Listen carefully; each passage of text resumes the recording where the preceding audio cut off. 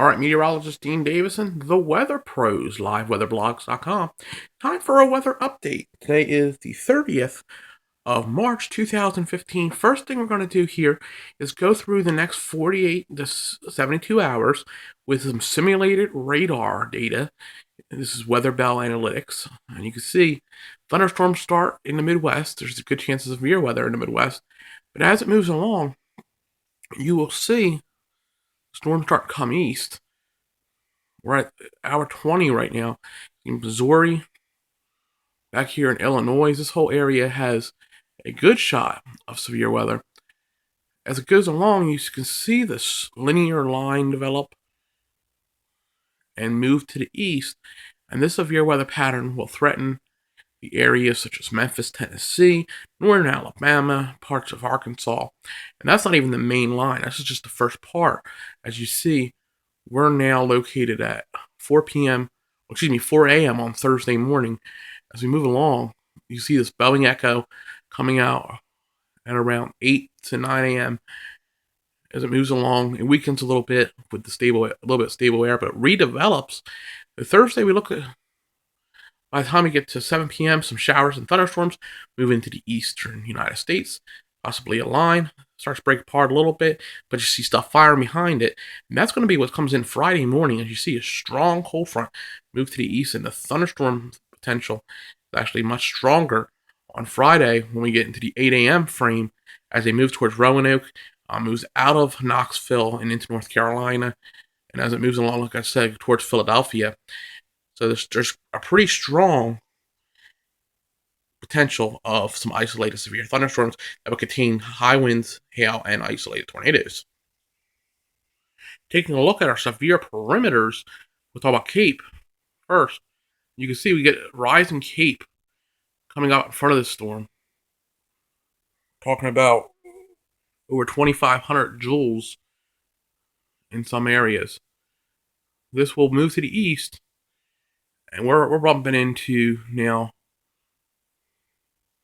Thursday around 8 p.m. close to 3,000 joules in Tennessee. As we move along, it's not as strong, but still, we're talking about 1,000 Cape, 1,200 to 1,400 Cape. That's pretty good for the East Coast, and it may more or less be a shear issue in the East Coast. It's hard to see the shear values go up here as we move through this over towards same timing, over towards the areas such as Tennessee. This is why we have a shot of tornadic activity. But you see the shear continues to move to the east, and the shear is still there, pretty high shear levels. As we head in towards Friday, pockets of strong shear, especially near Blue Ridge Mountains. You can see, look at this shear right here. It blows up right over the Roanoke area at 8 a.m. on Friday. So shear values just right east of the Blue Ridge are always the issue, and quite frankly, it's showing up here in our helicity index, so we got to watch it. Next thing we're looking at is vorticity, which is how much strong shearing mechanisms do we have, and how does it play out in our, right here in our, where our low pressure is compared to where it's not. You can see we have a nice troughing system here, coming across here, and that is going to lead into the severe weather potential for the end of the week. So to review some potential issues, this is the close-up Virginia, North Carolina NAM model WRF coming into the potential this Thursday and Friday with severe weather. As you can see, scattered showers and thunderstorms do break out and move into the area.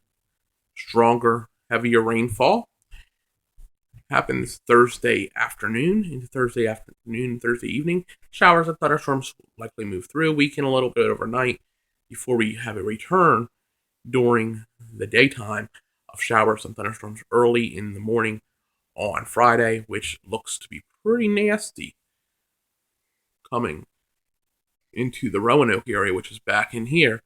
So we have a lot of potential force some damaging winds and severe weather. Meteorologist Team Davis and the Weather Pros, thanks for watching. We'll continue to update this situation.